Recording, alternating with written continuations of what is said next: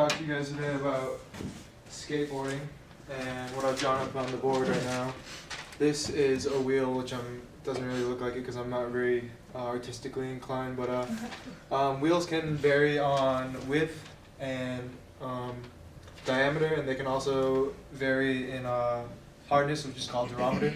And then inside of the wheels, you put a bearing on each side, on this side and on the inside, which can't be seen in the drawing. And bearings can depend on, they judge them on something called ABEC, which is the hardness of the ball bearings inside. And the higher the ABEC value is, the faster and longer that they will spin. Over here is a truck. There's two trucks per skateboard. They are attached right here and right here on the underside of the skateboard. And I don't know what these are called, but you put the wheels right here, and then you put nuts on the end of it to hold the wheels on. And then this right here, I'm sure you guys are familiar with, is a skateboard. On the top, we put something called grip tape on, and the grip tape is actually what helps people lift the skateboard off into the air. And so that's basically just background. And skateboarding was invented in the 60s by a group of people in California who wanted something to do while the waves were flat. Nobody's really quite sure exactly who came up with the first skateboard, but I mean, they just know it just spawned in California. Hobbies. Everybody has them.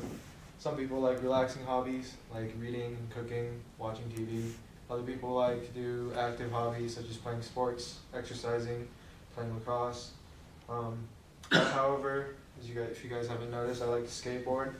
I know there's a lot of opinions out there about skateboarders and skateboarding. I'm sure you guys may hold some of your own. But basically it comes down into two main groups. Some people will think that skateboarding is a disruptive nuisance to society. Others will think it's amusing and entertaining to watch people fall and watch people land. Don't get me wrong, I'm quite aware of the image that skateboarders have produced for themselves in the general public. But not all of us are out there to destroy things and vandalize property. For me at least, skateboarding is an escape where I can put my headphones on, I can step onto my skateboard, and just lose myself for hours at a time. It's a form of expression, and it's a great form of liberation for me. I'm able to do what I want, how I want to do it, according to my abilities. But of course, with good things, there are always going to be bad things. And those bad things in skateboarding are going to be the inherent risks involved with skateboarding. According to the AAP, which is the American Academy of Pediatrics, there's at least 50,000 ER visits every year that are attributed to skateboarding injuries, at least 1,500 hospitalizations. I sadly have attributed to at least 4 of those ER visits. I've broken my wrist twice, got a second-degree concussion, and have rolled my ankle several times, only one I went to the hospital for. In 2006, according to the Skateboarders for Public Skateboarding, there was almost 1 death per week attributed to skateboarding.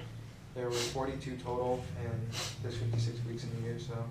But on a lighter note, the most common injury from skateboarding is not attributed to people actually on skateboards, but flying skateboards at skate parks. Along with the physical injury risks, there are other risks involved that involve legal things and financials. A lot of times people feel limited when they're skating at a skate park because it's a place that's set in concrete. There's only so much you can do with a given environment. So a lot of people, especially the pros, take it to the streets. And common areas include places with large amounts of stairs, handrails, and large gaps, like if there's 2 different levels of cement and there's a gap in between. But the risks involved with skateboarding on the streets